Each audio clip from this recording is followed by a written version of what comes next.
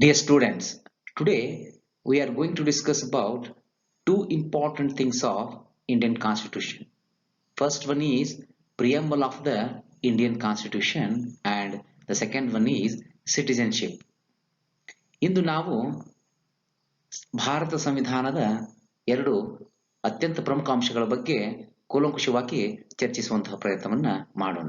ಆತ್ಮೀಯರೇ, ಈಗ ನಾವು ಮೊದಲಿಗೆ what is the preamble of the constitution? ಈ ಸಂವಿಧಾನದ ಪ್ರಸ್ತಾವನೆ ಅಂದ್ರೆ ಏನು? ಯಾಕಿದು ಅಷ್ಟು ಮಹತ್ವವನ್ನು ಪಡೆದುಕೊಂಡಿದೆ? ಈ ಸಂವಿಧಾನದ ಪ್ರಸ್ತಾವನೆ ಅಥವಾ ಪೀಠಿಕೆ ಅನ್ನೋದು ಸಂವಿಧಾನದ ಭಾಗ ಹೌದು ಅಲ್ಲೋ ಅನ್ನೋದರ ಬಗ್ಗೆನೇ ಹಲವಾರು ಸುಪ್ರೀಂ ಕೋರ್ಟ್ ಆದೇಶಗಳನ್ನು ನಾವು ಹಲವಾರು ಪ್ರಕರಣಗಳಲ್ಲಿ ಬೇರೆ ಬೇರೆ ರೀತಿಯಲ್ಲಿ ತೀರ್ಪು ನೀಡಿರುವುದನ್ನ ಕಾಣ್ತೀವಿ. ಹಾಗಾದ್ರೆ ಯಾಕಿಷ್ಟು ಇದಕ್ಕೆ ಇಷ್ಟು ಮಹತ್ವವನ್ನು ಕೊಡಲಾಗಿದೆ ಅನ್ನೋದನ್ನ ಅದನ್ನು ಸಂಪೂರ್ಣವಾಗಿ ತಿಳಿದುಕೊಂಡಾಗಲೇ ನಮಗ ಸ್ಪಷ್ಟವಾದಂತ ಅರ್ಥವನ್ನು ನಾವು ಪಡ್ಕೋಬಹುದು.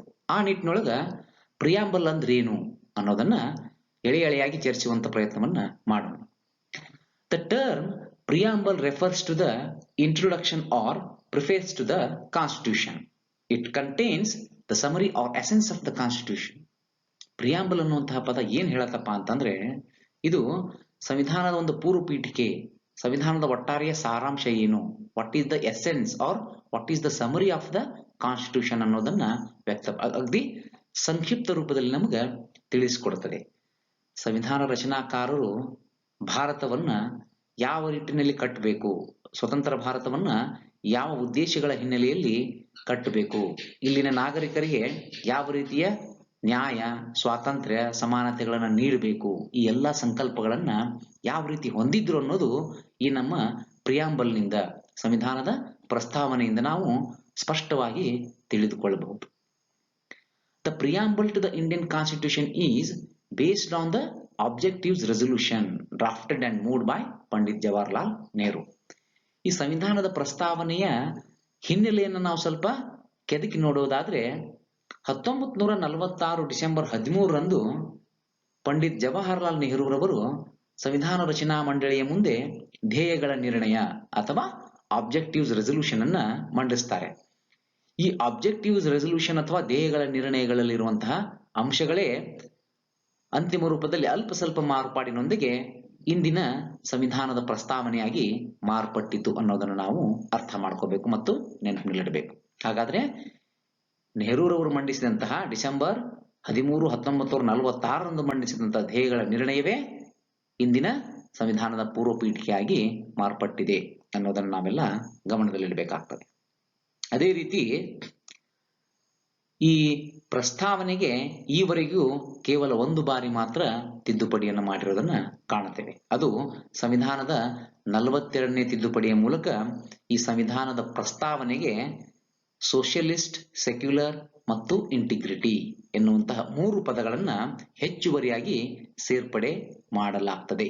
ಓಕೆ, ಈಗ ಸಂವಿಧಾನದ ಪೂರ್ವ ಪೀಠಿಕೆ ಒಟ್ಟಾರೆ ಏನು ಅನ್ನೋದನ್ನ ಮೊದಲು ಸಂಪೂರ್ಣವಾಗಿ ಓದಿ ತಿಳ್ಕೊಳ್ಳೋಣ. ಆಮೇಲೆ ಅದನ್ನ ಒಂದೊಂದಾಗಿ ಅದರಲ್ಲಿರುವಂತಹ ಪದಗಳ ಗ್ರಹಿಕೆಯನ್ನ ಮಾಡುವಂತ ಪ್ರಯತ್ನವನ್ನ ಮಾಡೋಣ. ಪ್ರತಿಯೊಂದು ಪದವು ತನ್ನದೇ ಆದಂತಹ ಮಹತ್ವವಾದಂತಹ ಅರ್ಥವನ್ನ ಹೊಂದಿದೆ. ಅದನ್ನು ನಾವು ಬಹಳ ಸೂಕ್ಷ್ಮವಾಗಿ ತಿಳಿದುಕೊಂಡು ಅದರ ಅರ್ಥ ಸಾರವನ್ನ ಸಂಪೂರ್ಣವಾಗಿ ತಿಳಿದುಕೊಳ್ಳುವಂತ ಪ್ರಯತ್ನ ಮಾಡಿದಾಗ what is the importance of this preamble ಅನ್ನೋದು ನಮ್ಗೆ ಅರ್ಥ ಆಗ್ತದೆ. ಹಾಗಾದ್ರೆ ಫಸ್ಟ್ ಒಂದ್ಸಾರಿ ನಾವು ಗ್ಲಾನ್ಸ್ ಮಾಡ್ಬಿಡೋಣ, ಏನಿದು ಪ್ರಿಯಾಂಬಲ್ ಅನ್ನೋದನ್ನ.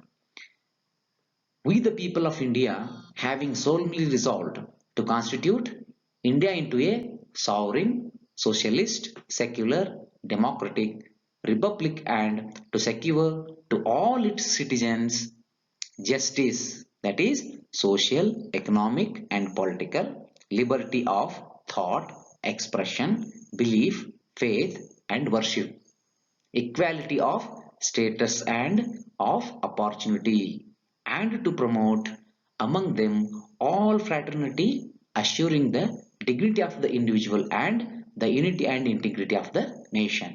In our Constituent Assembly, this 26th day of November 1949, do hereby adopt, enact and give to ourselves this Constitution. ಇದು ನಮ್ಮ ಸಂವಿಧಾನದ ಪ್ರಿಯಾಂಬಲ್. ಹಾಗಾದ್ರೆ ಈ ಒಂದೊಂದಾಗಿ ಇದರಲ್ಲಿರುವಂತಹ ಅಂಶಗಳನ್ನ ತಿಳಿತಾ ಹೋಗೋಣ. ಇದನ್ನು ಕನ್ನಡದಲ್ಲಿ ಒಂದ್ಸಾರಿ ನಾವು ತಿಳಿದುಕೊಳ್ಳುವಂತ ಪ್ರಯತ್ನವನ್ನು ಮಾಡೋಣ. ಹಾಗಾದ್ರೆ ಕನ್ನಡದಲ್ಲಿ ಏನಪ್ಪ ಈ ಪ್ರಿಯಾಂಬಲ್ ಅಂತಂದ್ರೆ, ಭಾರತದ ಪ್ರಜೆಗಳಾದ ನಾವು ಭಾರತವನ್ನು ಸಾರ್ವಭೌಮ, ಸಮಾಜವಾದಿ, ಸರ್ವಧರ್ಮ ಸಮಭಾವದ ಪ್ರಜಾಸತ್ತಾತ್ಮಕ ಗಣರಾಜ್ಯವಾಗಿ ರಚಿಸಲು ಮತ್ತು ಅದರ ಸಮಸ್ತ ನಾಗರಿಕರಿಗೆ ಸಾಮಾಜಿಕ, ಆರ್ಥಿಕ ಮತ್ತು ರಾಜಕೀಯ ನ್ಯಾಯ, ವಿಚಾರ, ಅಭಿವ್ಯಕ್ತಿ, ಧರ್ಮಶ್ರದ್ಧೆ ಮತ್ತು ಉಪಾಸನಾ ಸ್ವಾತಂತ್ರ್ಯ, ಸ್ಥಾನಮಾನ ಹಾಗೂ ಅವಕಾಶಗಳಲ್ಲಿ ಸಮಾನತೆ ದೊರೆಯುವಂತೆ ಮಾಡಲು ಮತ್ತು ವ್ಯಕ್ತಿ ಗೌರವವನ್ನ, ರಾಷ್ಟ್ರದ ಏಕತೆಯನ್ನ ಹಾಗೂ ಅಖಂಡತೆಯನ್ನ ನಿಶ್ಚಿತಗೊಳಿಸಲು ಅವರಲ್ಲಿ ಭ್ರಾತೃತ್ವ ಭಾವನೆಯನ್ನು ವೃದ್ಧಿಗೊಳಿಸಲಿಕ್ಕೆ ಶ್ರದ್ಧಾಪೂರ್ವಕ ಸಂಕಲ್ಪ ಮಾಡಿದವರಾಗಿ ಈ ನಮ್ಮ ಸಂವಿಧಾನವನ್ನು ನಾವು 1949 ನವೆಂಬರ್ 26ರಂದು ಅಂಗೀಕರಿಸಿ ಅರ್ಪಿಸಿಕೊಂಡಿದ್ದೇವೆ. ಇದು ಒಟ್ಟಾರೆಯಾಗಿ ಕನ್ನಡದಲ್ಲಿ ಪ್ರಸ್ತಾವನೆಯ ಸಂಪೂರ್ಣ ಅಂಶ. ಹಾಗಾದ್ರೆ ಸಂವಿಧಾನದ ಪ್ರಸ್ತಾವನೆಯ ಆರಂಭಿಕ ಪದಗಳನ್ನ ನಾವು ಕೂಲಂಕುಷವಾಗಿ ಪರಿಶೀಲನೆ ಮಾಡಿದ್ರೆ ಏನ್ ತಿಳಿದದಪ್ಪ ಅಂದ್ರೆ, ಭಾರತದ ಪ್ರಜೆಗಳಾದ ನಾವು ಅಂದ್ರೆ ಈ ಸಂವಿಧಾನವನ್ನು ರಚನೆ ಮಾಡುವಂತವರು ಯಾವುದೇ ಒಂದು ಕುಟುಂಬ, ಧರ್ಮ, ಸಮುದಾಯಕ್ಕೆ ಸೇರಿದವರಾಗಿಲ್ಲ. ಇಡೀ ಭಾರತವನ್ನ ಪ್ರತಿನಿಧಿಸಿದಂತಹ ಎಲ್ಲಾ ಸರ್ವ ಜನಾಂಗದ ಜನರನ್ನು ಒಳಗೊಂಡಂತಹ ಜನಪ್ರತಿನಿಧಿಗಳು, ಭಾರತದ ಪ್ರಜೆಗಳು. ನಾವು ಸ್ವತಃ ಪ್ರಜೆಗಳೇ ಈ ಸಂವಿಧಾನವನ್ನ ರಚಿಸ್ತಾ ಇದ್ದೇವೆ. ಅಂದ್ರೆ ಯಾವುದೇ ಒಂದು ಸಮುದಾಯ, ಧರ್ಮಕ್ಕೆ ಸೀಮಿತವಾದಂತಹ ಸಂವಿಧಾನ ಇದಲ್ಲ. ಸಂಪೂರ್ಣ ಎಲ್ಲ ಭಾರತೀಯ ನಾಗರಿಕರಿಗೂ ಅನ್ವಯವಾಗುವಂತಹ, ಎಲ್ಲರಿಂದ ರಚನೆಯಾಗುವಂತಹ ಸಂವಿಧಾನವೇ ಈ ಸಂವಿಧಾನವಾಗಿದೆ ಅನ್ನೋದನ್ನ ಮೊದಲಿನ 3 ಪದಗಳು ನಮಗ ತಿಳಿಸಿಕೊಡ್ತಾವ. We the people of India, ಭಾರತದ ಪ್ರಜೆಗಳಾದ ನಾವು ಇದನ್ನು ರಚನೆ ಮಾಡ್ತಾ ಇದ್ದೀವಿ ಅನ್ನೋದನ್ನ ಮೊದಲು ನಾವು ಅರ್ಥ ಮಾಡ್ಕೋಬೇಕು. ತದನಂತರ ಹಲವಾರು ಪ್ರಮುಖ ಪದಗಳು, ಪ್ರಿಯಾಂಬಲ್ ಅಲ್ಲಿ ಬಳಕೆಯಾಗಿರುವಂತಹ ಪದಗಳ ಸಂಪೂರ್ಣ ಅರ್ಥವನ್ನ, ಅದರ ಆಳವನ್ನ ತಿಳಿದುಕೊಳ್ಳುವಂತ ಪ್ರಯತ್ನವನ್ನ ಮಾಡೋಣ. The first important word is sovereign, ಅಂದ್ರೆ ಸಾರ್ವಭೌಮ. The word sovereign implies that India is neither a dependency nor a dominion of any other nation but an independent state.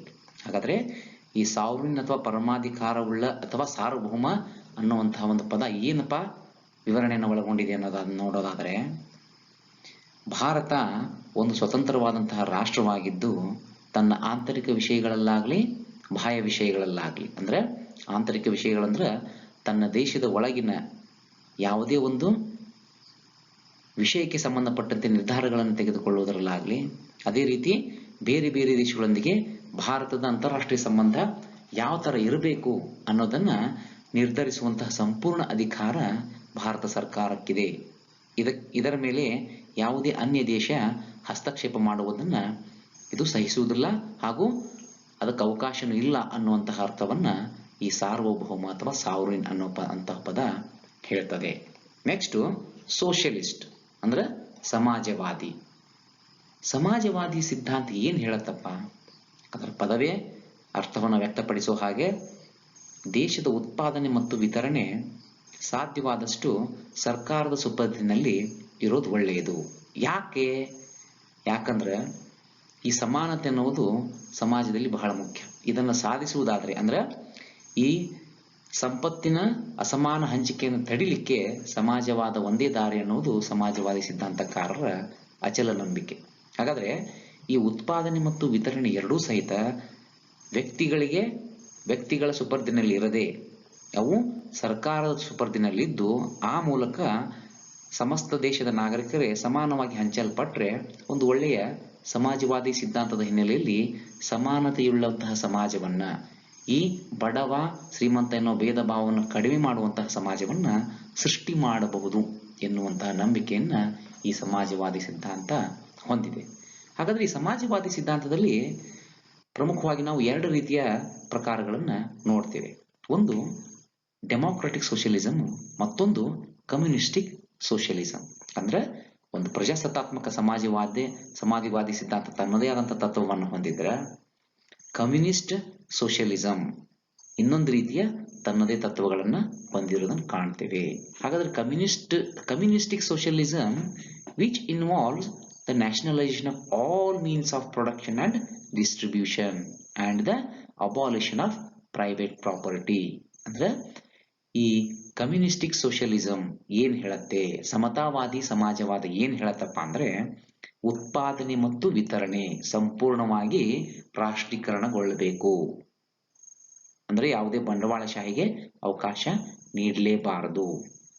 ಆಮೇಲೆ ಈ ಪ್ರೈವೇಟ್ ಪ್ರಾಪರ್ಟಿ ಖಾಸಗಿ ಆಸ್ತಿಯನ್ನ ರದ್ದುಗೊಳಿಸಬೇಕು ಅನ್ನುವಂತಹ ವಿಚಾರಗಳ ಹಿನ್ನೆಲೆಯಲ್ಲಿ ಕಮ್ಯುನಿಸ್ಟಿಕ್ ಸೋಷಿಯಲಿಸಂ ಸಮತಾವಾದಿ ಸಮಾಜವಾದ ಬೆಳ್ಕೊಂಡು ಬಂದಿದೆ. ಹಾಗಾದ್ರೆ what is democratic socialism? Democratic socialism on the other hand holds faith in a mixed economy where both public and private sectors coexist side by side. ಹಾಗಾದ್ರೆ ಈ ಪ್ರಜಾಸತ್ತಾತ್ಮಕ ಸಮಾಜವಾದ ಏನು ಸಿದ್ಧಾಂತವನ್ನು ತನ್ನ ಹಿನ್ನೆಲೆಯಾಗಿ ಹೊಂದಿದೆಯಪ್ಪ ಅಂತಂದ್ರ ಇಲ್ಲಿ ಒಂದು ಮಿಶ್ರ ಆರ್ಥಿಕ ವ್ಯವಸ್ಥೆ ಇರೋದನ್ನು ನಾವು ಕಾಣ್ತೇವೆ. ಅಂದ್ರೆ ಖಾಸಗಿ ಮತ್ತು ಸರ್ಕಾರಿ ಅಥವಾ ಸಾರ್ವಜನಿಕ ಎರಡಕ್ಕೂ ಅದರದೇ ಆದಂತಹ ಮಹತ್ವವನ್ನು ಇಲ್ಲಿ ನೀಡಲಾಗ್ತದೆ. ಎರಡನ್ನು ಸಮಾನವಾಗಿ ತೆಗೆದುಕೊಂಡು ಹೋಗುವಂತ ಪ್ರಯತ್ನವನ್ನ ಈ ಡೆಮಾಕ್ರೆಟಿಕ್ ಸೋಷಿಯಲಿಸಂ ಅಲ್ಲಿ ಅಥವಾ ಪ್ರಜಾಸತ್ತಾತ್ಮಕ ಸಮಾಜವಾದದಲ್ಲಿ ನಾವು ಕಾಣ್ತೇವೆ. Where both public and private sectors coexist side by side. ಅಂದ್ರೆ ಎರಡು ಒಟ್ಟೊಟ್ಟಿಗೆ ಸಾಕ್ತಾ ಹೋಗೋದನ್ನ ಈ ಸೋಷಿಯಲಿಸ್ಟ್ ಅನ್ನುವಂತ ಒಂದು ಅರ್ಥದಲ್ಲಿ ನೋಡ್ತೀವಿ. ಇದನ್ನ 42ನೇ ಸಂವಿಧಾನ ತಿದ್ದುಪಡಿ ಮೂಲಕ 1976ರಲ್ಲಿ ಅಳವಡಿಸಿಕೊಳ್ಳಲಾಯಿತು ಅನ್ನೋದನ್ನ ನಾವು ನೆನಪಿನಲ್ಲಿಡಬೇಕು. ಅಂದ್ರೆ ಮೂಲ ಸಂವಿಧಾನದ ಪ್ರಿಯಾಂಬಲ್ನಲ್ಲಿ ಈ ಸೋಷಿಯಲಿಸ್ಟ್ ಅನ್ನುವಂತಹ ಪದ ಇರಲಿಲ್ಲ. ಇದನ್ನು ಹೆಚ್ಚುವರಿಯಾಗಿ ಸೇರಿಸಲಾಯಿತು. ಯಾವಾಗ? 1976ರಲ್ಲಿ ಸಂವಿಧಾನದ 42ನೇ ತಿದ್ದುಪಡಿಯ ಮೂಲಕ. ಓಕೆ, ಅಂದ್ರೆ ಸೋಷಿಯಲಿಸ್ಟ್ ಅಂದ್ರೆ ಏನು ಅಂತ ತಿಳ್ಕೊಂಡ್ವಿ, ಮತ್ತದು ಯಾವಾಗ ಸಂವಿಧಾನಕ್ಕೆ ಹೆಚ್ಚುವರಿ ಪದವಾಗಿ ಸೇರ್ಪಡೆ ಆಯಿತು ಅನ್ನೋದನ್ನು ಸಹಿತ ನಾವು ತಿಳಿದುಕೊಂಡಿದ್ದೀವಿ. ಈಗ ನಂತರ ಸೆಕ್ಯುಲರ್ ಅಂದ್ರೆ ಇದನ್ನ ಎರಡು ರೀತಿಯಲ್ಲಿ ಕರೀತಾರೆ. ಜಾತ್ಯತೀತ ಅನ್ನೋದು ಅಂತಾನು ಕರೀತಾರೆ ಅಥವಾ ಧರ್ಮ ನಿರಪೇಕ್ಷ ಅನ್ನುವಂಥ ಅರ್ಥದಲ್ಲೂ ಬಳಸ್ತಾರೆ. ಎಷ್ಟೋ ಈ ರಾಜಕೀಯ ಚಿಂತಕರು ಈ ಸೆಕ್ಯುಲರ್ ಅಂತಂದ್ರ ಜಾತ್ಯತೀತ ಅನ್ನುವಂಥ ಅರ್ಥವನ್ನು ಒಪ್ಪೋದಿಲ್ಲ. ಕನ್ನಡದಲ್ಲಿ ಜಾತ್ಯತೀತ ಅನ್ನೋದು ಸೆಕ್ಯುಲರ್ಗೆ ಸಮಾನವಾದ ಪದ ಅಲ್ಲ. ಅಂದ್ರೆ ಧರ್ಮ ನಿರಪೇಕ್ಷ ಅನ್ನೋದು ಅದಕ್ಕೆ ಸೂಟ್ ಆಗುವಂತಹ ಪದ, ಅದಕ್ಕೆ ಹೊಂದುವಂತಹ ಪದ ಅನ್ನೋ ಅರ್ಥದಲ್ಲಿ ಅದನ್ನ ಬಳಕೆ ಮಾಡ್ತಾರೆ. ಹಾಗಾದ್ರೆ ಒಟ್ಟಾರೆಯಾಗಿ ಸೆಕ್ಯುಲರ್ ಅಂದ್ರೆ ಏನು ಅನ್ನೋದನ್ನ ನೋಡೋಣ. The term secular too was added by the 42nd Constitutional Amendment Act of 1976. ಇದು ಸಹಿತ ಮೂಲ ಸಂವಿಧಾನದ ಪೀಠಿಕೆಯಲ್ಲಿ ಇರಲಿಲ್ಲ. ಸಂವಿಧಾನದ 42ನೇ ತಿದ್ದುಪಡಿಯಲ್ಲಿ ಇದನ್ನ ಹೆಚ್ಚುವರಿಯಾಗಿ ಸೇರಿಸಿರುವುದನ್ನ ಕಾಣ್ತೇವೆ. ಈ ನಮ್ಮ ಭಾರತದ ಜಾತ್ಯತೀತ ತತ್ವವನ್ನು ನಾವು ಗಮನಿಸುವುದಾದರೆ ಇಲ್ಲಿ ಧರ್ಮ ನಿರಪೇಕ್ಷ, ಯಾವುದೇ ಒಂದು ಧರ್ಮವನ್ನ ಮೇಲು ಕೀಳು ಅಥವಾ ದೇಶಕ್ಕೆ ನಾವು ತನ್ನ ಭಾರತ ಇಂತಹದೇ ಧರ್ಮವನ್ನು ಪಾಲಿಸಬೇಕು ಅನ್ನೋದು ಯಾವುದೇ ಅಂಶ ನಮ್ಮ ಸಂವಿಧಾನದಲ್ಲಿ ಕಾಣಂಗಿಲ್ಲ. ಅಂದ್ರೆ ಒಂದು ರೀತಿ ಪಾಸಿಟಿವ್ ಸೆಕ್ಯುಲರಿಸಂ ಅನ್ನ ನಮ್ಮ ದೇಶದ ಸಂವಿಧಾನ ರಚನಾಕಾರರು ಅಳವಡಿಸಿರುವುದು ಕಂಡುಬರುತ್ತೆ. ಏನದು ಪಾಸಿಟಿವ್ ಸೆಕ್ಯುಲರಿಸಂ ಅಂದ್ರೆ ಯಾವುದೇ ಧರ್ಮವನ್ನ ಭೇದ ಭಾವದಿಂದ ನೋಡದೆ ಎಲ್ಲ ಧರ್ಮವನ್ನ ಸಮಾನವಾಗಿ ಕಾಣುವಂತಹ ಪ್ರಯತ್ನ ಭಾರತದ ಸೆಕ್ಯುಲರಿಸಂನ ಅರ್ಥ. ಅಂದ್ರೆ ಎಲ್ಲ ಧರ್ಮಗಳನ್ನು ಒಪ್ಪಿಕೊಂಡು ಎಲ್ಲವನ್ನು ಸಮಾನವಾಗಿ ಕಾಣುವಂತಹ ಸಿದ್ಧಾಂತದ ಹಿನ್ನೆಲೆಯಲ್ಲಿ ಈ ಸೆಕ್ಯುಲರ್ ಅನ್ನುವಂತಹ ಪದವನ್ನ ಧರ್ಮ ನಿರಪೇಕ್ಷ ಅನ್ನುವಂತಹ ಅರ್ಥದಲ್ಲಿ ಭಾರತದ ಸಂವಿಧಾನ ರಚನಾಕಾರರು ಇದನ್ನ ಸಂವಿಧಾನದಲ್ಲಿ ಸೇರಿಸುವಂತಹ ಒಂದು ಪ್ರಯತ್ನವನ್ನ ಮಾಡ್ಯಾರ. ಅಂದ್ರೆ ಸೆಕ್ಯುಲರ್ ಭಾರತದ ಇಂಡಿಯನ್ ಸೆಕ್ಯುಲರಿಸಂ ಅಂತಂದ್ರ ಎಲ್ಲ ಧರ್ಮಗಳನ್ನ ಸಮಾನವಾಗಿ ಕಾಣುವಂತಹ ಒಂದು ಪಾಸಿಟಿವ್ ಸೆಕ್ಯುಲರಿಸಂ ಅನ್ನು ನಾವಿಲ್ಲಿ ಕಾಣುತ್ತೇವೆ. ಇದನ್ನು ಸಹಿತ ಪೂರ್ವ ಪೀಠಿಕೆಯಲ್ಲಿ 42ನೇ ಸಂವಿಧಾನ ತಿದ್ದುಪಡಿಯ ಮೂಲಕ 1976ರಲ್ಲಿ ಅಳವಡಿಸಿಕೊಳ್ಳಲಾಯಿತು. ಹಾಗಾದ್ರೆ ಮುಂದೆ ಬರುವಂತ ಪದ democratic. A democratic polity is stipulated in the preamble is based on the doctrine of popular sovereignty, that is possession of supreme power by the people. ಹಾಗಾದ್ರೆ ಪ್ರಜಾಸತ್ತಾತ್ಮಕ ಅನ್ನುವಂಥದ್ದು ಏನ್ ಅರ್ಥ ಕೊಡುತ್ತೆ? ಅಂತಿಮ ಅಧಿಕಾರ ಜನರಲ್ಲಿಯೇ ಇದೆ ಅನ್ನೋದನ್ನ ಈ ಪ್ರಜಾಸತ್ತಾತ್ಮಕ ಅನ್ನೋದು ತಿಳಿಸಿಕೊಡುತ್ತದೆ. ಈ ಭಾರತದಂತಹ ಬೃಹತ್ ರಾಷ್ಟ್ರ, ಇಂದು ಹಲವಾರು ರಾಷ್ಟ್ರಗಳು ಪ್ರಜಾಪ್ರಭುತ್ವ ರಾಷ್ಟ್ರಗಳಾಗಿರೋದನ್ನ ನಾವು ಕಾಣ್ತೀವಿ. ಜನಸಂಖ್ಯೆ ಹೆಚ್ಚಾಗಿದ್ದು ವಿಶಾಲವಾದಂತಹ ಭೂಪ್ರದೇಶವನ್ನು ಹೊಂದಿರುವುದರಿಂದ ನೇರವಾಗಿ ಜನರೇ ಆಳುವಂತಹ ಸಂಪ್ರದಾಯವನ್ನು ನಾವು ನೋಡ್ಲಿಕ್ಕೆ ಆಗುವುದಿಲ್ಲ. ಅದು ಅಸಾಧ್ಯವಾದದ್ದು ಆಗಿದೆ. ಹಾಗಾದ್ರೆ ಈ ಪ್ರಜಾಸತ್ತಾತ್ಮಕ ಅನ್ನೋದು ಯಾವ ಅರ್ಥದಲ್ಲಿ ಹೇಳ್ತೀವಪ್ಪ ಅಂದ್ರೆ ಪ್ರಜೆಗಳು ತಮ್ಮನ್ನ ಆಳುವವರು ಯಾರು ಆಗಿರ್ಬೇಕು ಅನ್ನೋದನ್ನು ನಿರ್ಧರಿಸುವಂತ ಅಧಿಕಾರ ಅವರಲ್ಲಿ ಇರಿಸಿಕೊಂಡಿದ್ದಾರೆ. ಜನ ಯಾರನ್ನು ಬಯಸ್ತಾರೋ ಅವ್ರನ್ನ ಪ್ರತಿನಿಧಿಗಳನ್ನಾಗಿ ಆರಿಸಿ ಆ ಮೂಲಕ ದೇಶದ ಅಧಿಕಾರವನ್ನ ನಡೆಸುವಂತಹ ಪರೋಕ್ಷ ಪ್ರಜಾಪ್ರಭುತ್ವ ವ್ಯವಸ್ಥೆಯನ್ನ, ಪರೋಕ್ಷ ಪ್ರಜಾಸತ್ತಾತ್ಮಕ ವ್ಯವಸ್ಥೆಯನ್ನ, ಇಂಡೈರೆಕ್ಟ್ ಡೆಮಾಕ್ರಸಿಯನ್ನ ನಾವಿಲ್ಲಿ ಕಾಣುತ್ತೇವೆ. ಅಂದ್ರೆ ಯಾರು ಸರ್ಕಾರವನ್ನು ರಚಿಸಬೇಕು ಅನ್ನೋದನ್ನ ನಿರ್ಧರಿಸುವಂತಹ ಸಂಪೂರ್ಣ ಅಧಿಕಾರ ಭಾರತೀಯ ನಾಗರಿಕರಲ್ಲಿದೆ, ಭಾರತೀಯ ಪ್ರಜೆಗಳಲ್ಲಿಯೇ ಇದೆ. ಅವರು ತಮ್ಮ ಅಮೂಲ್ಯ ಮತದಾನದ ಮೂಲಕ ಎಂತಹ ಸರ್ಕಾರವನ್ನು ರಚಿಸಬೇಕು ಅನ್ನೋದನ್ನ ನಿರ್ಧರಿಸುವಂತಹ ಅಧಿಕಾರ ಜನರಲ್ಲೇ ಇರುವುದರಿಂದ ನಾವಿದನ್ನು ಪ್ರಜಾಸತ್ತಾತ್ಮಕ ಅನ್ನೋದನ್ನ ನಾವು ಅಳವಡಿಸಿಕೊಂಡಿದ್ದೀವಿ. ಇನ್ನೊಂದು ವಿಷಯ ಹೇಳೋದಾದ್ರೆ ಭಾರತ ಜಗತ್ತಿನಲ್ಲಿಯೇ ಅತ್ಯಂತ ದೊಡ್ಡ ಪ್ರಜಾಸತ್ತಾತ್ಮಕ ಅಥವಾ ಡೆಮಾಕ್ರೆಟಿಕ್ ಕಂಟ್ರಿ ಅನ್ನೋದನ್ನ ನಾವು ಮರಿಬಾರದು. ಅತ್ಯಂತ ಹೆಚ್ಚು ವೋಟರ್ಸ್, ಡೆಮಾಕ್ರೆಟಿಕ್ ನೇಷನ್ ಅಲ್ಲಿ ಅತ್ಯಂತ ಹೆಚ್ಚು ವೋಟರ್ಸ್ ಇರುವಂತಹ ಯಾವ್ದಾದ್ರು ದೇಶ ಜಗತ್ತಿನಲ್ಲಿದ್ರೆ ಅದು ಭಾರತ ಒಂದೇ. ಅತ್ಯಂತ ಹೆಚ್ಚು ಪ್ರಜಾಸತ್ತಾತ್ಮಕ ಗಣರಾಜ್ಯವಾಗಿ ಭಾರತ ಇದೆ ಅನ್ನೋದನ್ನ ನಾವಿಲ್ಲಿ ಮರಿಬಾರದು. ಹಾಗಾದ್ರೆ ಸಾವರಿನ್, ಸೋಷಿಯಲಿಸ್ಟ್, ಸೆಕ್ಯುಲರ್, ಡೆಮಾಕ್ರೆಟಿಕ್ ಅಂದ್ರೆ ಸಾರ್ವಭೌಮ, ಸಮಾಜವಾದಿ, ಧರ್ಮ ನಿರಪೇಕ್ಷ ಮತ್ತು ಪ್ರಜಾಸತ್ತಾತ್ಮಕ, ಈ ಎಲ್ಲ ಪ್ರಮುಖ ಪದಗಳನ್ನ ಪ್ರಿಯಾಂಬಲ್ನ ಆರಂಭಿಕ ಭಾಗದಲ್ಲಿ ನೋಡ್ತೀವಿ. ತದನಂತರ ಬರುವಂತಹ ಪ್ರಮುಖ ಪದಗಳು ಯಾವ್ಯಾವ ಅನ್ನೋದನ್ನ ನೋಡೋದಾದ್ರೆ ನೆಕ್ಸ್ಟ್ ಬರುವುದೇ ರಿಪಬ್ಲಿಕ್ ಅಂದ್ರೆ ಗಣರಾಜ್ಯ. ಎಂತಹ ರಾಜ್ಯವನ್ನಾಗಿ ಮಾಡ್ಲಿಕ್ಕೆ ಹೊರಟಿದ್ದೀವಿ ನಾವು? ಈ ಭಾರತವನ್ನ ಒಂದು ಗಣರಾಜ್ಯವನ್ನಾಗಿ. ಗಣ ಅಂದ್ರ ಜನ, ಜನರ ರಾಜ್ಯ ಅಂದ್ರ ಈ ರಿಪಬ್ಲಿಕ್ ಅನ್ನುವಂಥದ್ದನ್ನ ನಾವು ನೇರವಾಗಿ ಅದರ ಅರ್ಥ ತಿಳ್ಕೊಳ್ಳೋದಾದ್ರೆ ಈ ಭಾರತದ ಪ್ರಥಮ ಪ್ರಜೆ ಆದಂತಹ ಅಥವಾ ರಾಷ್ಟ್ರಾಧ್ಯಕ್ಷರನ್ನ ಯಾವುದೇ ವಂಶ ಪಾರಂಪರ್ಯದ ಮೂಲಕ ರಾಜ ಅಥವಾ ರಾಣಿಯ ವಂಶದ ಹಿನ್ನೆಲೆಯಲ್ಲಿ ನಾಮಕರಣ ಮಾಡೋದಾಗ್ಲಿ ಆಯ್ಕೆ ಮಾಡೋದಾಗ್ಲಿ ಮಾಡಂಗಿಲ್ಲ. ಉದಾಹರಣೆಗೆ ಬ್ರಿಟನ್ನಲ್ಲಿ ವಂಶ ಪಾರಂಪರ್ಯವಾದಂತಹ ರಾಜಮನೆತನ ಮುಂದುವರ್ಕೊಂಡು ಹೋಗಿರೋದನ್ನ ನಾವು ಕಾಣ್ತೇವೆ. ಅದು ಡೆಮಾಕ್ರೆಟಿಕ್ ನೇಷನ್ ಆಗಿರಬಹುದು, ಆದ್ರೆ ರಿಪಬ್ಲಿಕ್ ನೇಷನ್ ಅಲ್ಲ. Britain is not A republic country. ಆದರೆ ಭಾರತ ಒಂದು ಗಣರಾಜ್ಯವಾಗಿದೆ. ಅಂದ್ರೆ ಭಾರತದ ಮೊದಲ ಪ್ರಜೆ ಆದಂತಹ ಹಾಗೂ ಇಲ್ಲಿನ ರಾಷ್ಟ್ರಾಧ್ಯಕ್ಷರಾದಂತಹ ರಾಷ್ಟ್ರಪತಿಗಳನ್ನ ಜನರೇ ಆಯ್ಕೆ ಮಾಡೋದ್ರಿಂದ ಯಾವುದೇ ವಂಶ ಪಾರಂಪರ್ಯವಾದಂತಹ ರಾಜಮನೆತನ ಇಲ್ಲಿ ಇಲ್ಲದೆ ಇರೋದ್ರಿಂದ ನಾವಿದನ್ನು ಗಣರಾಜ್ಯವನ್ನಾಗಿ ಮಾರ್ಪಡಿಸಿಕೊಂಡಿದ್ದೇವೆ ಅಥವಾ ಗಣರಾಜ್ಯವನ್ನಾಗಿ ರಚಿಸಿಕೊಂಡಿದ್ದೇವೆ. ಭಾರತ ಒಂದು ಗಣರಾಜ್ಯ, ಪ್ರಜಾಸತ್ತಾತ್ಮಕ ಗಣರಾಜ್ಯ ಅನ್ನೋ ಅರ್ಥದಲ್ಲಿ ಈ ಗಣರಾಜ್ಯವನ್ನು ನಾವು ಬಳಸ್ತೇವೆ. ತದನಂತರ ಬರುವಂತಹದ್ದು ಜಸ್ಟಿಸ್. ಏನಿದು ಜಸ್ಟಿಸ್ಸು? ಯಾವ ರೀತಿಯ ನ್ಯಾಯವನ್ನ ನಾವು ಕೊಡ್ಲಿಕ್ಕೆ ಹೊರಟಿದ್ದೇವೆ ಅನ್ನೋದನ್ನ ಸ್ವಲ್ಪ ತಿಳಿದುಕೊಳ್ಳೋಣ. ಯಾವ್ಯಾವ ಅಂಶಗಳಲ್ಲಿ ನಾವು ನ್ಯಾಯವನ್ನ ಜನರಿಗೆ ನೀಡುವಂತಹ ಇಚ್ಛೆಯನ್ನ ಸಂವಿಧಾನ ರಚನಾಕಾರರು ಹೊಂದಿದ್ರು ಅನ್ನೋದನ್ನ ನೋಡೋಣ. ಈಗ ನ್ಯಾಯವನ್ನ ನಾವು ಸಾಮಾಜಿಕ, ಆರ್ಥಿಕ ಮತ್ತು ರಾಜಕೀಯ ಅಂಶಗಳಿಗೆ ಸಂಬಂಧಪಟ್ಟಂತೆ ಇಲ್ಲಿನ ಪ್ರಜೆಗಳಿಗೆ ನ್ಯಾಯವನ್ನ ಒದಗಿಸುವಂತ ಪ್ರಯತ್ನವನ್ನ, ಸಾಮಾಜಿಕವಾದಂತಹ ನ್ಯಾಯ ಅಂದ್ರೆ ಯಾವುದೇ ಜಾತಿ ಧರ್ಮಗಳ ಆಧಾರದ ಮೇಲೆ ಭೇದ ಭಾವ ಮಾಡದೆ ಎಲ್ಲರನ್ನು ಸಮಾನವಾಗಿ ಕಾಣುವಂತಹ ನ್ಯಾಯವನ್ನ ಜನರಿಗೆ ಒದಗಿಸುವಂತಹ ಪ್ರಯತ್ನವನ್ನ ಭಾರತದ ಸಂವಿಧಾನ ಮಾಡುತ್ತೆ. ಅದೇ ರೀತಿ ಆರ್ಥಿಕವಾದಂತಹ ನ್ಯಾಯ, ಸಂಪತ್ತು ಅಥವಾ ಆಸ್ತಿ ಕೇವಲ ಕೆಲವರಲ್ಲಿಯೇ ಕ್ರೋಢೀಕೃತವಾಗದೆ ಸಮಾನವಾಗಿ ಹಂಚಿಕೆಯಾಗುವಂತಹ ನ್ಯಾಯವನ್ನ ಭಾರತೀಯರಿಗೆ ಒದಗಿಸಬೇಕು. ಅದೇ ರೀತಿ ರಾಜಕೀಯ ನ್ಯಾಯ ಅಂದ್ರೆ ಯಾರು ಬೇಕಾದರೂ ಒಬ್ಬ ಸಾಮಾನ್ಯ ಪ್ರಜೆ ಕೂಡ ರಾಷ್ಟ್ರಪತಿ ಹುದ್ದೆಗೆ ಸ್ಪರ್ಧಿಸುವ, ತನ್ನ ಮತವನ್ನ ಸ್ವಚ್ಛಂದವಾಗಿ ಸ್ವತಂತ್ರವಾಗಿ ಚಲಾಯಿಸುವ ಈ ಎಲ್ಲ ಅಧಿಕಾರವನ್ನ ಭಾರತೀಯ ಜನರಿಗೆ ನೀಡುವಂತಹ ಆಶಯವನ್ನ ನಮ್ಮ ಸಂವಿಧಾನದ ಪೂರ್ವ ಪೀಠಿಕೆ ಹೊಂದಿದೆ. ಅಂದ್ರೆ ನ್ಯಾಯ ಯಾವ ಯಾವ ವಿಷಯಗಳಲ್ಲಿ ನ್ಯಾಯವನ್ನು ನೀಡುವಂತ ಪ್ರಯತ್ನವನ್ನು ಪೀಠಿಕೆ ಮಾಡ್ತಾ ಇದೆ?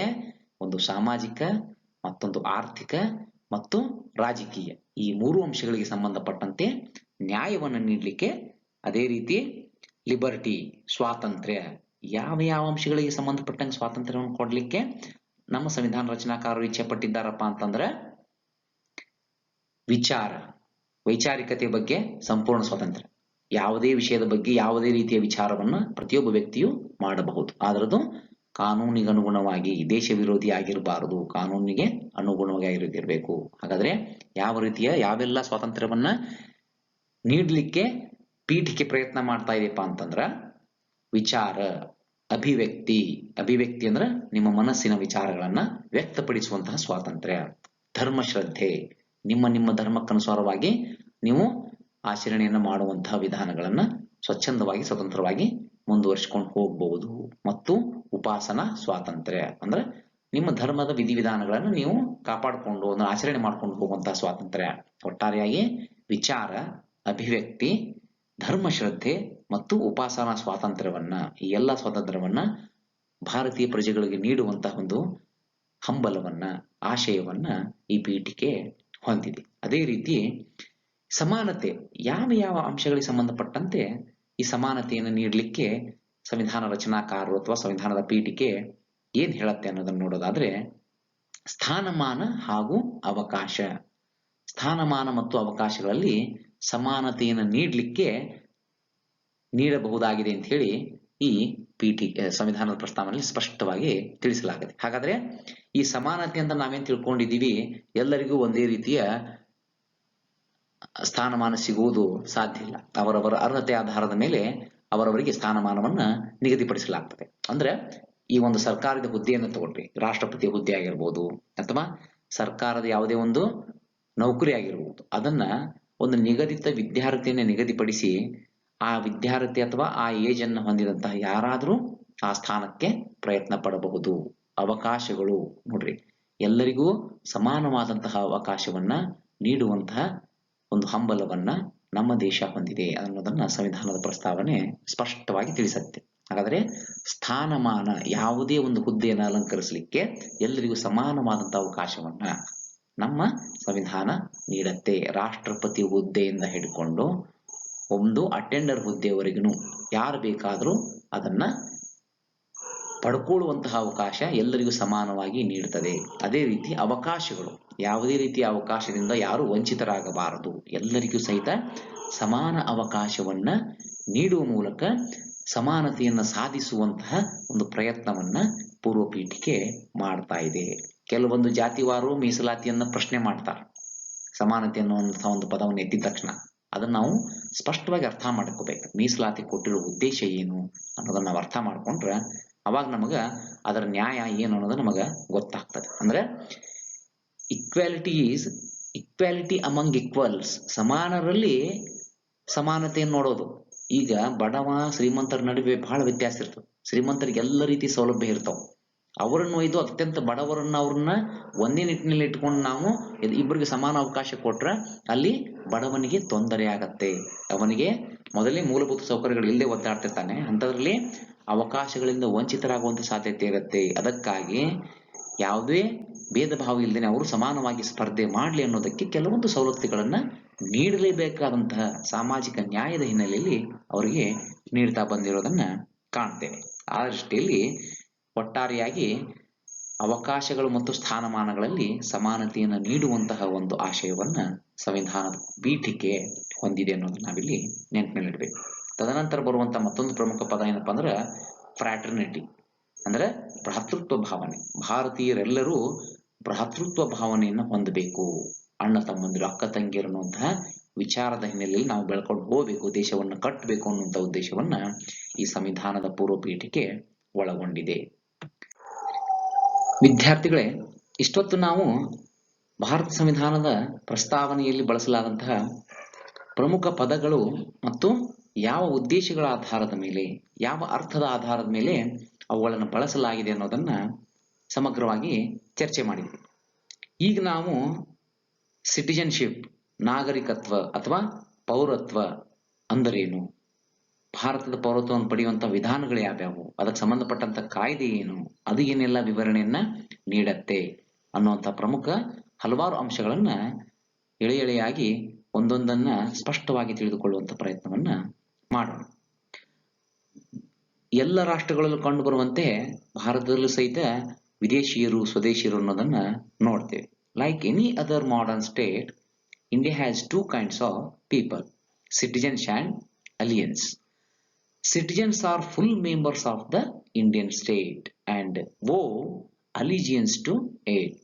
ಅಂದ್ರೆ ಬೇರೆ ಬೇರೆ ರಾಷ್ಟ್ರಗಳಲ್ಲಿ ಕಾಣುವಂತೆ ಭಾರತದಲ್ಲಿ ಕೂಡ ವಿದೇಶಿಯರು ಮತ್ತು ಸ್ವದೇಶಿಯರು ಅನ್ನುವಂಥ ಎರಡು ರೀತಿಯ ಪ್ರಜೆಗಳ ನಾಗರಿಕರನ್ನ ನೋಡ್ತೇವೆ.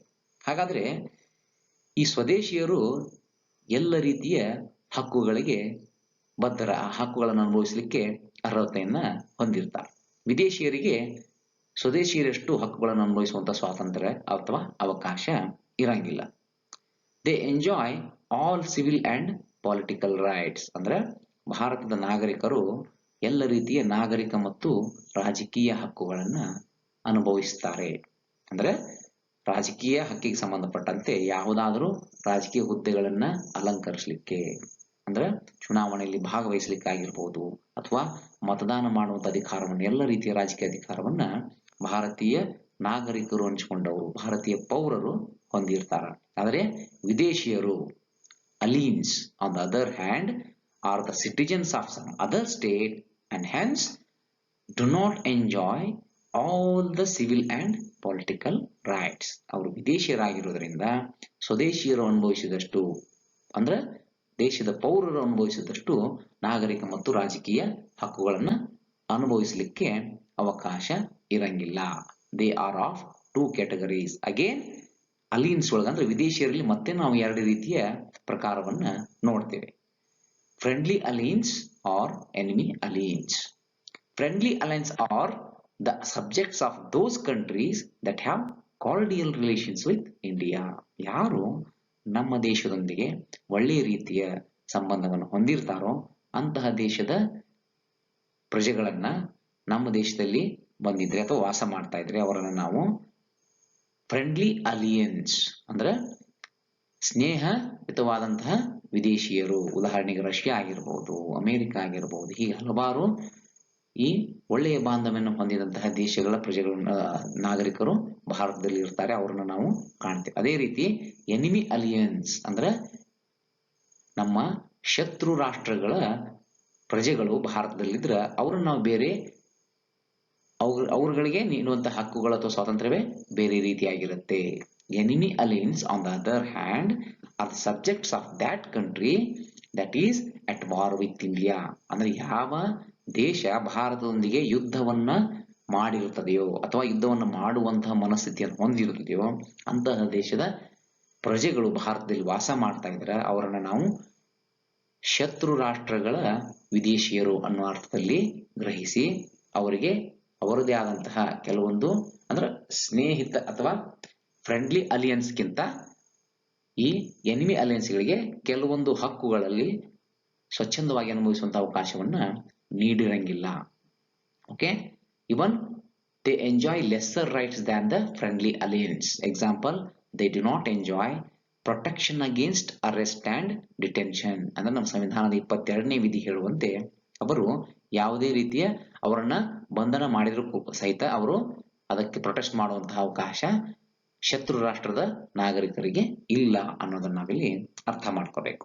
ಓಕೆ, ಈಗ now we will try to understand what are the constitutional provisions of citizenship.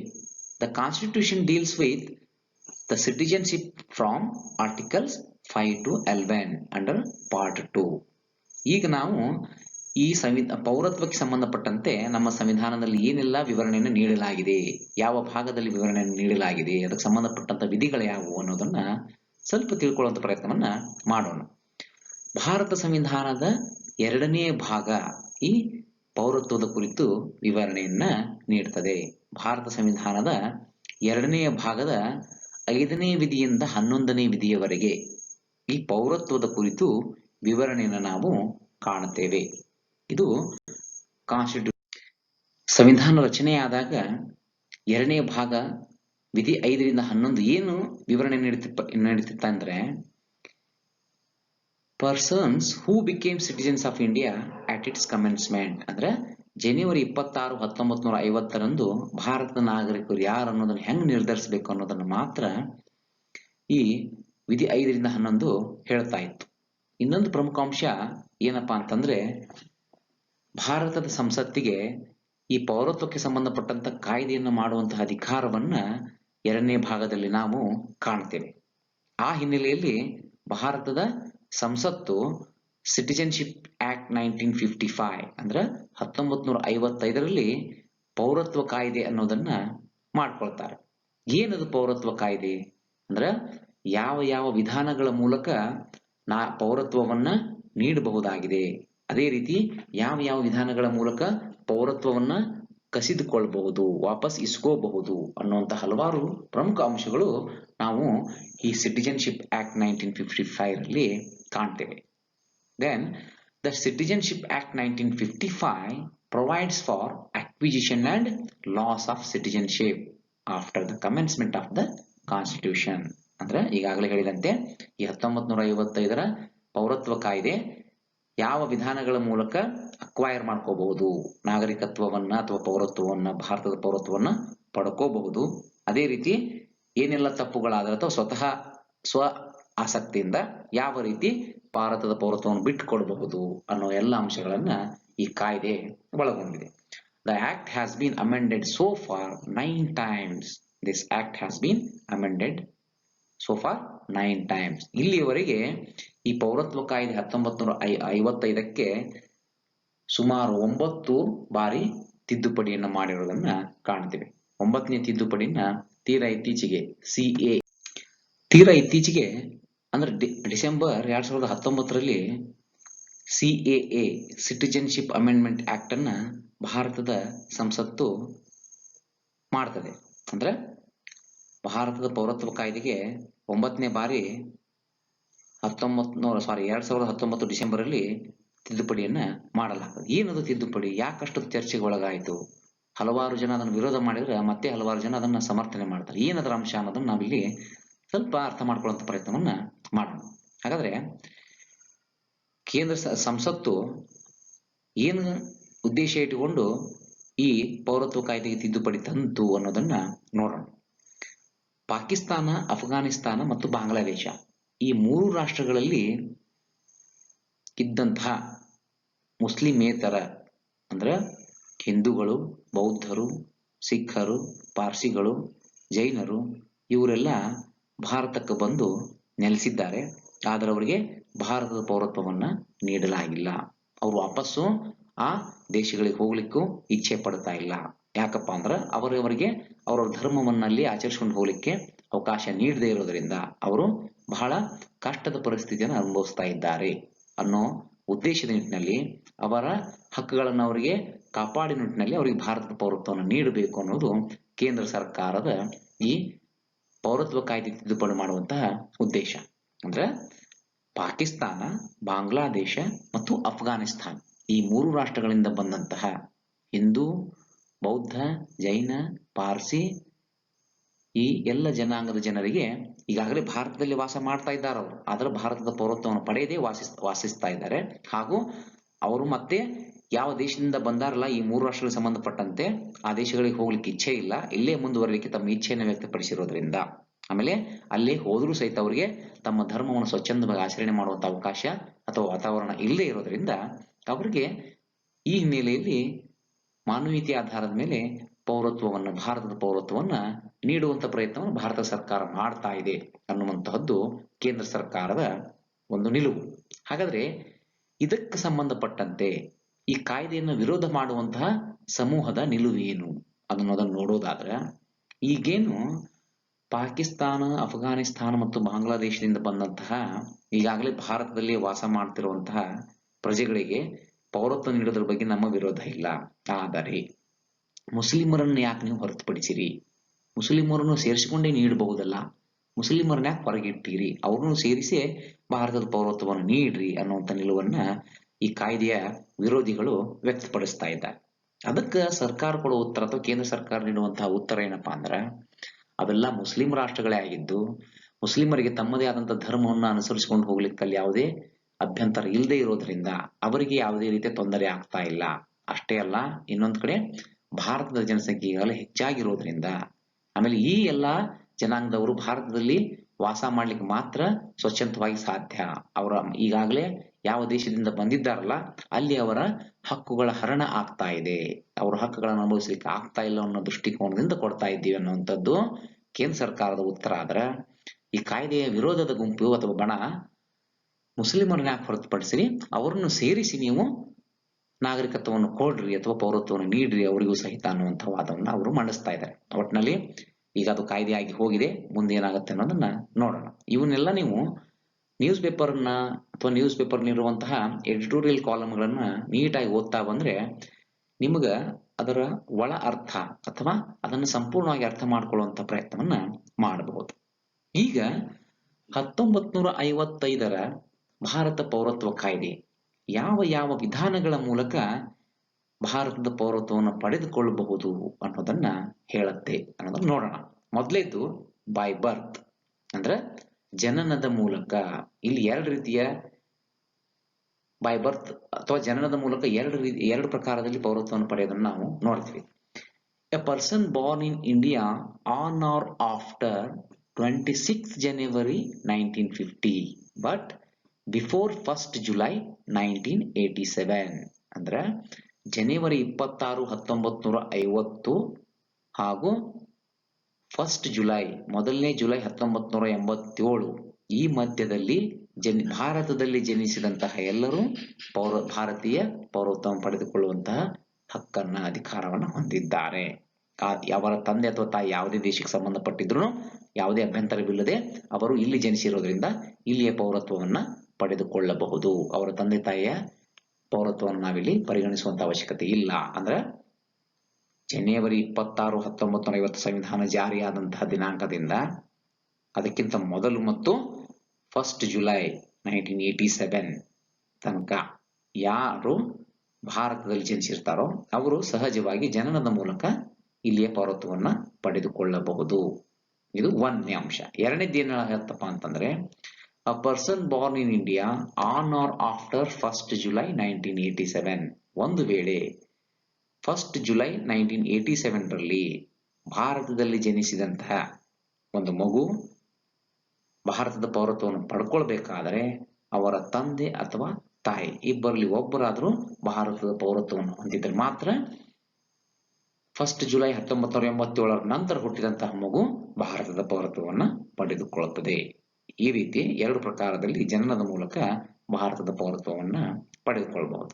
ನಂತರ ಬೈ ಡಿಸೆಂಟ್ ಸಂಸ್ಕೃತಿ ಮೂಲಕ a person born outside India on or after 26 January 1950 but before 10th December 1992 is a citizen of India by descent. ಅಂದ್ರೆ 26 ಜನವರಿ 1950 ಮತ್ತು 10ನೇ December 1992ಕ್ಕಿಂತ ಮೊದಲು ಯಾರು ಭಾರತದಿಂದ ಹೊರಗೆ ಬೇರೆ ದೇಶದಲ್ಲಿ ಜನಿಸಿರ್ತಾರೋ ಅವರ ತಂದೆ ಅಥವಾ ತಾಯಿ ಆ ಅವಧಿಯಲ್ಲಿ ಭಾರತದ ನಾಗರಿಕತ್ವ ಪೌರತ್ವವನ್ನು ಪಡ್ಕೊಂಡಿದ್ರ ಆ ಆಧಾರದ ಮೇಲೆ ಸಂಸ್ಕೃತಿಯ ಆಧಾರದ ಮೇಲೆ ಅವರು ಭಾರತದ ಪೌರತ್ವವನ್ನು ಪಡೆದುಕೊಳ್ಳಬಹುದು. A person born outside India after 10th December 1992 is considered as a citizen of India if either of his parents is citizen at the time of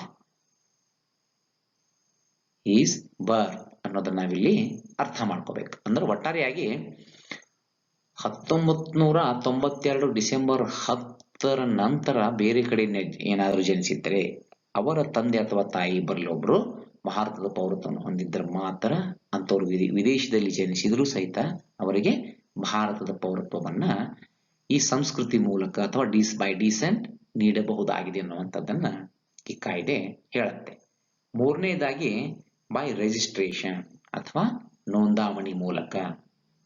The central government may on an application register as a citizen of India any person. ಯಾರಾದರೂ ಕೇಂದ್ರ ಸರ್ಕಾರದ ಒಂದು ನಿಗದಿತ ನಮೂನೆಯ ಅರ್ಜಿಯಲ್ಲಿ ತಮ್ಮ ವಿವರಗಳನ್ನು ಪಡೆದುಕೊಟ್ಟು ನೋಂದಾವಣಿಯ ಮೂಲಕ ಭಾರತದ ಪೌರತ್ವವನ್ನ ಪಡೆದುಕೊಳ್ಳಬಹುದು. ಅದಕ್ಕೆ ಕೆಲವೊಂದು ಕಂಡೀಷನ್ಸು ಅಥವಾ ಕೆಲವೊಂದು ಕಂಡೀಷನ್ಸ್ ಫಾಲೋ ಮಾಡಬೇಕಾಗ್ತದೆ. A person of Indian origin who is ordinarily resident in India for 7 years. ಅಂದ್ರೆ ಅವನು ಭಾರತದ ಪೌರತ್ವವನ್ನು ಪಡೆಯೋದಕ್ಕಿಂತ ಮೊದಲು 7 ವರ್ಷಗಳ ಕಾಲ ಭಾರತದಲ್ಲಿ ಒಬ್ಬ ಪ್ರಜೆಯಾಗಿ ನೆಲೆಸಿರಬೇಕು. A person of Indian origin who is ordinarily resident in any country or place outside undivided India, ಅಥವಾ ಅವನು ಅನ್ಡಿವೈಡೆಡ್ ಇಂಡಿಯಾದಲ್ಲಿ ಯಾವುದೊಂದು ಭಾಗದಲ್ಲಿ ಅವನು ಜೀವಿಸಿರಬೇಕು. ಹೀಗೆ ಹಲವಾರು ಕಂಡೀಷನ್ಗಳನ್ನ ಆಧರಿಸಿ ನೋಂದಾವಣಿ ಮೂಲಕನೂ ಸಹಿತ ಭಾರತದ ಪೌರತ್ವವನ್ನ ನೀಡಲಾಗ್ತದೆ. ಅದೇ ತರ ಬೈ ನ್ಯಾಚುರಲೈಸೇಷನ್, ಸಹಜೀಕೃತವಾಗಿ. ಏನಪ್ಪಾ ಇದು ಸಹಜೀಕೃತವಾಗಿ? The central government may, on an application, grant a certificate of naturalization to any person not being an illegal migrant. Illegal migrantಗಳನ್ನು ಹೊರತುಪಡಿಸಿ ಎಲ್ಲರಿಗೂ ಸಹಿತ ನೀಡಬಹುದು.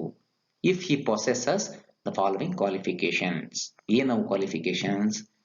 First one is, he is not a subject or citizen of any country where citizens of India are prevention from becoming subjects or citizens of that country by naturalization. ಅವನು ಯಾವ ಭಾರತದ ಪೌರರನ್ನ ಬೇರೆ ದೇಶದಲ್ಲಿ ಪೌರರಂತ ಪರಿಗಣಿಸುವುದಿಲ್ಲವೋ ಅಂತ ದೇಶದ ಪ್ರಜೆ ಆಗಿರಬಾರದು. If he is a citizen of any country, he undertakes to renounce the citizenship of that country in the event of his application for Indian citizenship. ಒಂದು ವೇಳೆ ಬೇರೆ ದೇಶದ ಪೌರತ್ವ ಹೊಂದಿದ್ರು ಸಹಿತ ಅದನ್ನು ಬಿಟ್ಟು ಕೊಡ್ಲಿಕ್ಕೆ ರೆಡಿ ಆಗಿದ್ದಂದ್ರೆ ಅವನು ಭಾರತದ ಪೌರತ್ವವನ್ನು ಪಡೀಲಿಕ್ಕೆ ಅರ್ಹನಾಗ್ತಾನೆ. ಆದ್ರೆ ತೀರಾ ಇತ್ತೀಚೆಗೆ ಹಲವಾರು ಮಾರ್ಪಾಡುಗಳನ್ನು ಮಾಡಿರೋದ್ರಿಂದ ಕೆಲವೊಂದು ಮಿತ್ರ ರಾಷ್ಟ್ರಗಳ ನಾಗರಿಕರಿಗೆ ತಮ್ಮ ದೇಶದ ಪೌರತ್ವವನ್ನು ಉಳಿಸಿಕೊಂಡು ಇಲ್ಲಿಯ ಪೌರತ್ವವನ್ನು ನೀಡುವಂತಹ ಹಲವಾರು ಬದಲಾವಣೆಗಳನ್ನ ತಿದ್ದುಪಡಿಯ ಮೂಲಕ ಮಾಡಿಕೊಂಡಿರೋದನ್ನು ನಾವು ಕಾಣ್ತೇವೆ. ತದನಂತರ ಬೈ ಇನ್ಕಾರ್ಪೊರೇಷನ್ ಆಫ್ ಟೆರಿಟರಿ, ಅಂದ್ರೆ ಯಾವುದಾದ್ರೂ ಭೂಪ್ರದೇಶವನ್ನ ಭಾರತ ಆಕ್ರಮಿಸಿಕೊಂಡ್ರ, ವಶಪಡಿಸಿಕೊಂಡ್ರು ಅಥವಾ ತನ್ನಲ್ಲಿ ವಿಲೀನ ಮಾಡಿಕೊಂಡ್ರ ಅವಾಗ ಅದು ಭಾರತದ ಅವಿಭಾಜ್ಯ ಅಂಗವಾಗಿ ಮಾರ್ಪಾಡಾಗತ್ತೆ. ಆ ಮೂಲಕ ಆ ಯಾವ ಪ್ರದೇಶ ವಿಲೀನಗೊಂಡಿರುತ್ತೋ ಆ ವಿಲೀನ ಭಾಗದಲ್ಲಿರುವಂತಹ ಪ್ರಜೆಗಳು ಸಹಿತ ಸಹಜವಾಗಿ ಅವರು ಭಾರತದ ಪೌರತ್ವವನ್ನು ಪಡ್ಕೊಳ್ತಾರೆ. ಉದಾಹರಣೆಗೆ ಈ ಗೋವಾ ಆಗಿರ್ಬೋದು, ಅರುಣಾಚಲ ಪ್ರದೇಶ ಆಗಿರ್ಬೋದು, ಇವು 47ರಲ್ಲಿ ಭಾರತದ ಗಡಿಯಲ್ಲಿ ಸೇರ್ಕೊಳ್ಳಿಲ್ಲ.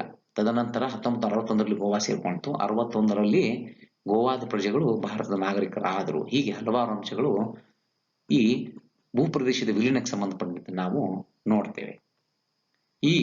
ಹೀಗೆ ಭಾರತದ ಪೌರತ್ವ ಕಾಯ್ದೆ 1955 ಒಟ್ಟು 5 ವಿಧಾನಗಳ ಮೂಲಕ ಭಾರತ ಪೌರತ್ವವನ್ನು ಪಡೆದುಕೊಳ್ಳುವ ಬಗ್ಗೆ ವಿವರಣೆಯನ್ನ ನೀಡುತ್ತೆ. ತದನಂತರ ಈಗ ಯಾವ ವಿಧಾನಗಳ ಮೂಲಕ ಪೌರತ್ವವನ್ನು ಕಳೆದುಕೊಳ್ಳಲಿಕ್ಕೆ ಸಾಧ್ಯ ಅಥವಾ ಕಳೆದುಕೊಳ್ತಾರೆ ಅನ್ನುವಂತಹ ಅಂಶಗಳು ಸಹಿತ ಪೌರತ್ವ ಕಾಯ್ದೆಯಲ್ಲಿ ಇರೋದನ್ನು ನಾವು ಕಾಣ್ತೇವೆ. ಹಾಗಾದ್ರೆ ಯಾವ್ಯಾವ ವಿಧಾನಗಳ ಮೂಲಕ ಭಾರತದ ಪೌರತ್ವ ಕಳೆದುಕೊಳ್ತಾರೆ ಅನ್ನೋದನ್ನ ನೋಡೋಣ. The Citizenship Act 1955 prescribes 3 ways of losing citizenship, whether acquired under the Act or prior to it under the Constitution. ಏನೇನಪ್ಪ ಅಂದ್ರೆ ಬೈ ರಿನನ್ಸಿಯೇಷನ್, ಸ್ವತಃ ತ್ಯಜಿಸುವುದು, ತಾವೇ ಬೇರೆ ರಾಷ್ಟ್ರದ ಪೌರತ್ವವನ್ನು ಪಡೆದುಕೊಳ್ಳುವ ಉದ್ದೇಶದಿಂದ ಇಲ್ಲಿಯ ಭಾರತದ ಪೌರತ್ವವನ್ನ ಸ್ವತಃ ಸ್ವ ಇಚ್ಛೆಯಿಂದ ತ್ಯಜಿಸುವುದು. Any citizen of India of a full age and capacity can make a declaration renouncing his Indian citizenship. Upon the registration of that declaration, that person ceases to be a citizen of India. ಅವನು ಸ್ವತಃ ಒಂದು ಅರ್ಜಿಯನ್ನ ಭಾರತ ಸರ್ಕಾರಕ್ಕೆ ಸಲ್ಲಿಸುವ ಮುಖಾಂತರ ತನ್ನ ಭಾರತದ ಪೌರತ್ವವನ್ನು ಸ್ವಹ ಇಚ್ಛೆಯಿಂದ ಬಿಟ್ಟುಕೊಡಬಹುದು. ಇದು ಒಂದನೇದು, ತಾನಾಗಿ ತ್ಯಜಿಸುವುದರ ಮೂಲಕ ಭಾರತದ ಪೌರತ್ವವನ್ನು ಕಳೆದುಕೊಳ್ಳೋದು. ಇನ್ನು ಎರಡನೇದು ಬೈ ಟರ್ಮಿನೇಷನ್, ಅಂದ್ರೆ ರದ್ದುಗೊಳಿಸುವುದು. ಯಾವ ಸಂದರ್ಭದಲ್ಲಿ? When an Indian citizen voluntarily, consciously, knowingly and without undue influence or compulsion acquires the citizenship of another country, his Indian citizenship automatically terminates. ಅಂದ್ರೆ ಯಾವುದಾದ್ರೂ ಒಬ್ಬ ಭಾರತದ ಪೌರ ಗೊತ್ತಿದ್ದು ಅಥವಾ ಗೊತ್ತಿಲ್ಲದೆಯೂ ಭಾರತದ ಪೌರತ್ವದ ಜೊತೆಗೆ ಮತ್ತೊಂದು ದೇಶದ ಪೌರತ್ವವನ್ನು ಏಕಕಾಲಕ್ಕೆ ಹೊಂದಿದ್ದಲ್ಲಿ ಅವಾಗ ಆಟೋಮೆಟಿಕ್ ಆಗಿ ಅಂದ್ರೆ ತನ್ನಂತಾನೇ ಭಾರತದ ಪೌರತ್ವ ರದ್ದುಗೊಳ್ಳುತ್ತದೆ ಅನ್ನೋದನ್ನ ಇದು ತಿಳಿಸುತ್ತೆ. ಇದಕ್ಕೂ ಸಹಿತ ಹಲವಾರು ತಿದ್ದುಪಡಿಗಳ ಮೂಲಕ ಬದಲಾವಣೆಗಳನ್ನ ಮಾಡಿಕೊಳ್ಳಲಾಗಿದೆ. ಓಕೆ, ನಂತರ ಕೊನೆಯದಾಗಿ ಬೈ ಡೆಪ್ರಿವಿಯೇಷನ್, ಕಸಿದುಕೊಳ್ಳುವ ಮುಖಾಂತರ. ಯಾವ ಯಾವ ಸಂದರ್ಭದಲ್ಲಿ ಪೌರತ್ವವನ್ನು ಕಸಿದುಕೊಳ್ಳಲಾಗ್ತದೆ? It is a compulsory termination of Indian citizenship by the central government if the citizen has obtained the citizenship by fraud. ಅಂದ್ರೆ ಅಸಂವಿಧಾನಿಕವಾಗಿ ಮೋಸದಿಂದ ಭಾರತದ ಪೌರತ್ವವನ್ನ ಸುಳ್ಳು ಹೇಳಿ ಪಡೆದುಕೊಂಡಿದ್ರೆ, ಈಗ ಬೇರೆ ದೇಶದ ಪೌರನಾಗಿರ್ತಾನೆ, ಅಲ್ಲಿ ಯಾವುದೇ ದೇಶದ ಪೌರ ಇಲ್ಲ ಅನ್ಕೊಂಡು ಇಲ್ಲಿ ಪೌರತ್ವವನ್ನು ಪಡ್ಕೊಳ್ಳೋದು, ಅಥವಾ ಶತ್ರು ರಾಷ್ಟ್ರದ ಪ್ರಜೆ ಆಗಿರ್ಬೋದು, ಅಂತವರು ಫ್ರಾಡ್ ಮಾಡಿಕೊಂಡು ಏನಾದರೂ ಭಾರತದ ಪೌರತ್ವವನ್ನು ಪಡ್ಕೊಂಡಿದ್ರೆ ಅಂತಹ ಪೌರತ್ವವನ್ನು ಭಾರತ ಸರ್ಕಾರ ಕಸಿದುಕೊಳ್ಳಬಹುದು, ಅಂತವರ ಪೌರತ್ವವನ್ನು ಕಸಿದುಕೊಳ್ಳಬಹುದು. ಅದೇ ರೀತಿ the citizen has shown disloyalty to the constitution of India, ಭಾರತ ಸಂವಿಧಾನಕ್ಕೆ ಅವಿಧೇಯನಾಗಿ ನಡೆದುಕೊಂಡ್ರೂ ಸಹಿತ ಅಂತಹವರ ಪೌರತ್ವವನ್ನು ಭಾರತ ಸರ್ಕಾರ ಕಸಿದುಕೊಳ್ಳಬಹುದು. ಅದೇ ರೀತಿ the citizen has unlawfully traded or communicated with the enemy during the war, ಅಂದ್ರೆ ಯುದ್ಧ ಸಂದರ್ಭದಲ್ಲಿ ಯಾವ್ದಾದ್ರು ಭಾರತದ ಪೌರ ಹಂಚಿಕೊಂಡವನು ಶತ್ರು ಯಾವ ದೇಶದೊಂದಿಗೆ ವಿರುದ್ಧವಾಗಿ ಯುದ್ಧ ಮಾಡ್ತಿರ್ತೀವಲ್ಲ ಆ ದೇಶಕ್ಕೆ ಅವನು ಮೋಸದಿಂದ ಏನಾದರೂ ಸಂಪರ್ಕ ಸಾಧನೆ ಮಾಡಿ ಇಲ್ಲಿಯ ವಿಚಾರಗಳನ್ನು ತಿಳಿಸಿಕೊಟ್ಟಿದ್ದೇ ಆದಲ್ಲಿ ಅಂತಹವರ ಪೌರತ್ವವನ್ನು ಕಸಿದುಕೊಳ್ಳಲಾಗ್ತದೆ. The citizen has within 5 years after registration or naturalization been imprisoned in any country for 2 years. ಅಂದ್ರೆ ಇಲ್ಲಿ ಪೌರತ್ವವನ್ನು ರಿಜಿಸ್ಟ್ರೇಷನ್ ಅಥವಾ ನ್ಯಾಚುರಲೈಸೇಷನ್ ಸ್ವಾಭಾವಿಕವಾಗಿ ಅಥವಾ ನೋಂದಣಿಯ ಮೂಲಕ ಪೌರತ್ವವನ್ನು ಪಡ್ಕೊಂಡು ಆದ್ಮೇಲೆ ಬೇರೆ ದೇಶದಲ್ಲಿ ಅಲ್ಲಿನ ಕಾಯ್ದೆ ವಿರುದ್ಧವಾಗಿ ನಡ್ಕೊಂಡು 2 ವರ್ಷ ಅಥವಾ ಅದಕ್ಕಿಂತ ಹೆಚ್ಚು ಜೈಲು ವಾಸವನ್ನು ಅನುಭವಿಸಿದ್ರೆ ಅವಾಗಲೂ ಸಹಿತ ಆಟೋಮೆಟಿಕ್ ಆಗಿ ಭಾರತದ ಪೌರತ್ವ ಕಸಿದುಕೊಳ್ಳಲಾಗ್ತದೆ, ಅಂತವರ ಭಾರತದ ಪೌರತ್ವವನ್ನು ಕಸಿದುಕೊಳ್ಳಲಾಗ್ತದೆ. ಕೊನೆಯದಾಗಿ the citizen has been ordinarily resident out of India for 7 years continuously. ಯಾವುದೇ ಒಬ್ಬ ಭಾರತದ ಪೌರ ಸತತವಾಗಿ 7 ವರ್ಷಗಳ ಕಾಲ ಭಾರತವನ್ನು ಹೊರತುಪಡಿಸಿ ಬೇರೆ ದೇಶದಲ್ಲಿ ವಾಸವಾಗಿದ್ನಂದ್ರ 7 ವರ್ಷದಲ್ಲಿ ಒಂದ್ಸಾರಿಯೂ ಭಾರತಕ್ಕೆ ಭೇಟಿ ನೀಡದೆ ಕಂಟಿನ್ಯೂಸ್ ಆಗಿ ಬೇರೆ ರಾಷ್ಟ್ರದಲ್ಲಿ 7 ವರ್ಷಕ್ಕಿಂತ ಹೆಚ್ಚು ವಾಸವಿದ್ದಂದ್ರ ಅಂತಹವರ ಪೌರತ್ವವನ್ನು ಸಹಿತ ಭಾರತ ಸರ್ಕಾರ ಕಸಿದುಕೊಳ್ಳಬಹುದು. ಹೀಗೆ ಭಾರತದ ಪೌರತ್ವ ಕಾಯ್ದೆ ಯಾವ ಯಾವ ವಿಧಾನಗಳ ಮೂಲಕ ಭಾರತದ ಪೌರತ್ವವನ್ನು ಕಳೆದುಕೊಳ್ಳಬಹುದು ಅನ್ನೋದನ್ನು ಸಹಿತ ತಿಳಿಸಿಕೊಡ್ತದೆ. ಓಕೆ, ಹಾಗಾದ್ರೆ ನಾವು ಇಂದಿನ ತರಗತಿಯಲ್ಲಿ ಒಟ್ಟಾರೆಯಾಗಿ ಸಂವಿಧಾನದ ಪ್ರಸ್ತಾವನೆ ಮತ್ತು ಸಂವಿಧಾನದ 2ನೇ ಭಾಗದಲ್ಲಿರುವಂತಹ ಸಿಟಿಜನ್ಶಿಪ್ ಅಥವಾ ಪೌರತ್ವ, ಈ 2 ಅಂಶಗಳ ಕುರಿತು ಇಂದು ಸಮಗ್ರವಾಗಿ ಚರ್ಚೆ ಮಾಡಿದ್ದೀವಿ. ಎಲ್ಲ ನಿಮಗೆ ಅರ್ಥ ಆಯಿತು ಅಂತ ಅನ್ಕೊಂಡಿದ್ದೀನಿ. ಧನ್ಯವಾದಗಳು.